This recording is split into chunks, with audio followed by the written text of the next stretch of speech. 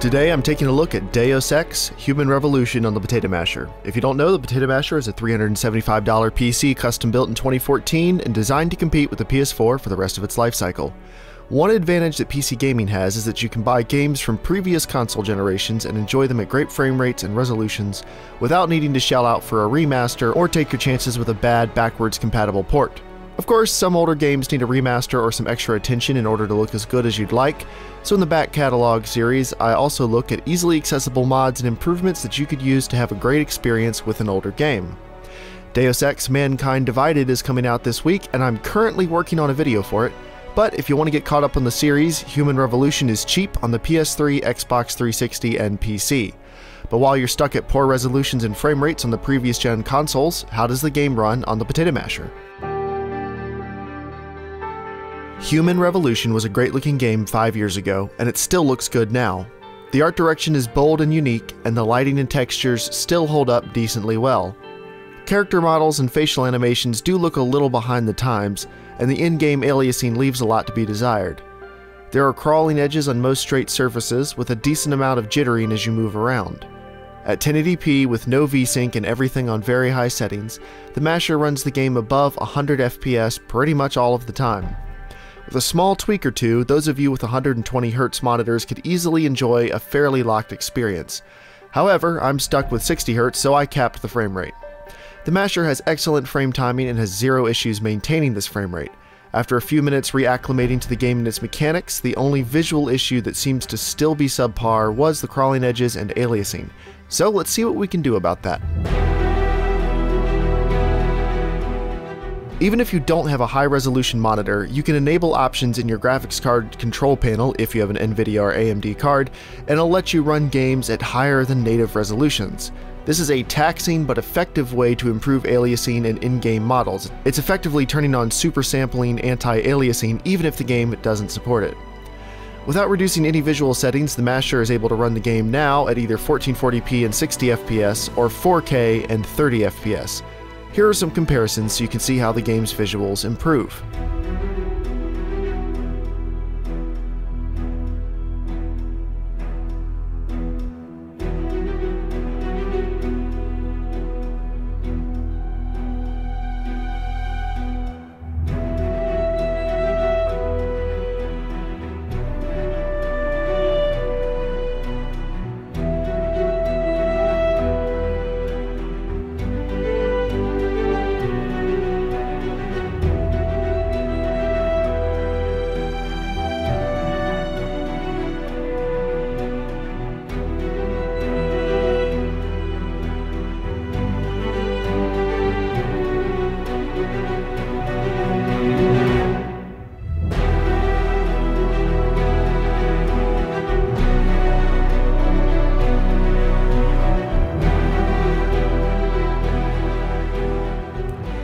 The sweet spot is 1440p and 60 FPS. While 4K does almost entirely remove any aliasing, dropping to 30 FPS doesn't feel worth it, and there are a few rendering errors introduced. These are minor and limited to slightly too strong ambient occlusion and dulled reflections, but I didn't notice the differences until I looked at side-by-side comparisons. And I wouldn't want to reduce visual settings to try to hit 60 FPS at 4K, since the primary reason I went up to a higher resolution was to improve the aliasing, not to make the rest of the game look worse.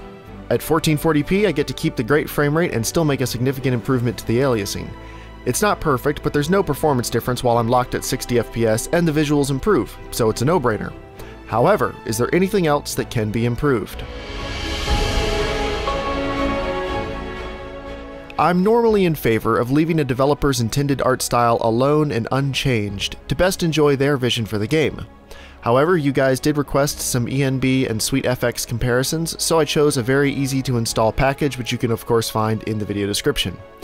The game has to be run in DirectX 9 mode instead of DirectX 11, but the ENB adds screen space ambient occlusion and better reflections. Bloom lighting appears to also be a little bit different.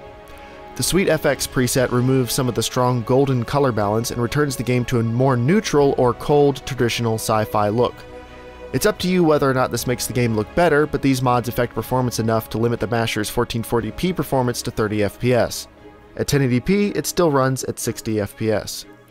There's a nice sharp pop to the visuals that wasn't there before, but the contrast is a bit strong for my liking, and like many ENB and SweetFX combos, a little more restraint would have gone a bit farther in my opinion.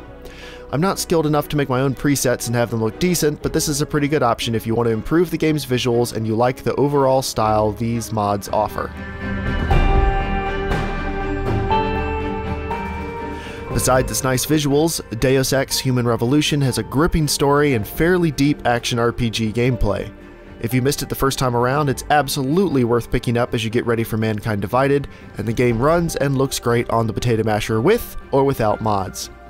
If you enjoyed this video, check out the original build video or any of the other Potato Masher videos linked on screen. You can also follow me on Twitter, check out the Casual Shenanigans Gaming podcast, or support the project on Patreon. Thanks for watching, and I'll see you next time.